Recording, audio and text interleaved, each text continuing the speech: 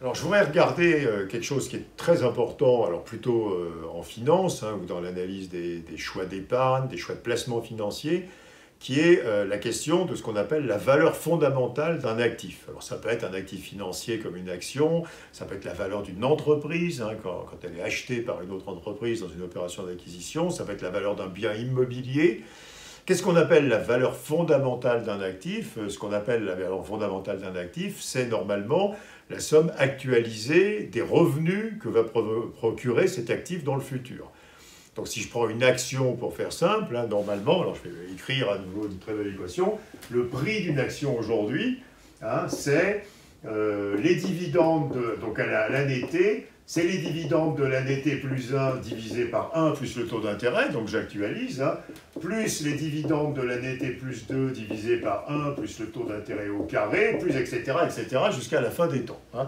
Et ça, c'est le prix fondamental de l'actif. Et donc l'analyse traditionnelle consiste à dire qu'il doit y avoir une force de rappel vers la valeur fondamentale d'un actif. Donc si le prix d'une action est supérieur à ça, on devrait à un moment redescendre. Si le prix d'un logement, si vous faites un logement, vous remplacez dividende par loyer, hein, vous avez exactement la même chose. Et donc ceci, c'est la valeur de référence de la valeur d'un actif. Et alors là-dessus, c'est branché la théorie des bulles spéculatives, hein, où je ne vous fais pas là les maths, mais elles sont simples, en disant qu'en réalité, un prix d'actif qui est ce prix fondamental plus une bulle peut aussi être un prix d'équilibre. Donc on peut avoir une situation où le prix fondamental fait ça, et puis de temps en temps, il y a des espèces de boursouflures comme ça autour du prix fondamental qu'on appelle les bulles, quoi, hein. Et on a pris l'habitude de dire, quand on voit que les prix sont au-dessus du prix fondamental, qu'il y a à nouveau la somme actualisée des revenus futurs, qu'il y a une bulle. Alors ça, c'est très bien, sauf qu'on peut absolument plus se servir de ça aujourd'hui. Et pour une raison qu'on a déjà évoquée en parlant de la soutenabilité des dettes, c'est que le taux de croissance des dividendes est plus élevé aujourd'hui que le taux d'intérêt. Hein, les dividendes qui sont liés aux revenus, quoi, au PIB, etc., là, croissent plus vite que les taux d'intérêt parce que les taux d'intérêt sont très bas. De même, les loyers, si on parle d'un logement, hein, les loyers que j'aurai ici croissent plus vite que le taux d'intérêt. Prenez aujourd'hui en France, hein, les dividendes augmentent de 5 ou 6% par an, les taux d'intérêt sont à zéro. Hein, et donc les dividendes...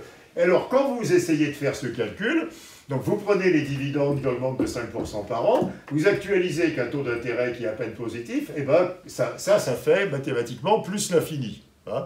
Donc on ne sait absolument plus calculer la valeur fondamentale d'un actif, puisque la somme actualisée des revenus futurs que procure la détention de l'actif tend vers l'infini.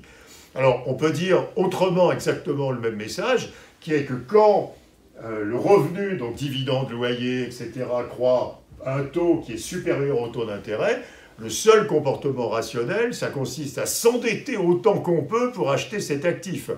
Si vous pouvez, aujourd'hui, vous pouvez prendre un crédit immobilier en France à peine plus de 1% par an. Les prix de l'immobilier ont augmenté de 7% l'année dernière. Quand vous regardez le loyer, le rendement de l'immobilier est de l'ordre de 10%. Si vous avez accès à quelque chose qui vous rapporte 10% et que vous pouvez, pour le financer, vous endetter à 1, bah, courez tous vers votre banquier, quoi. Donc hein, il faut s'endetter le plus qu'on peut, et donc vous créez...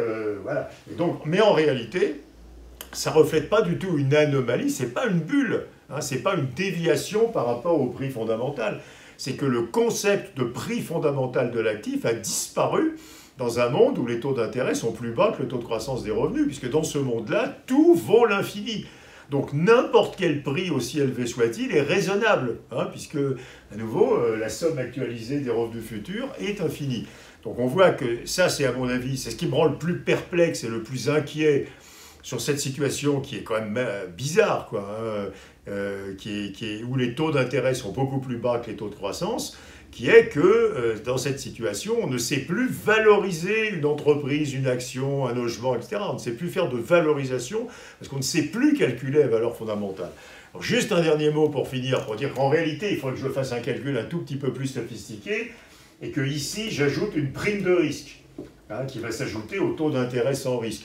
Mais même si je fais ça, aujourd'hui, la croissance des dividendes est beaucoup plus élevée que le taux d'intérêt, même si j'y ajoute une prime de risque qui reflète le caractère risqué de la détention d'une action. Donc on est vraiment dans un monde où la valeur fondamentale d'un actif est un concept qui a disparu, donc on ne sait plus dire si un actif est trop cher ou trop bon marché, et donc ça crée, vous voyez, une énorme instabilité, et quelque chose qui est extrêmement destructeur pour la stabilité des marchés financiers ou des marchés immobiliers, et on le voit dans la vraie vie.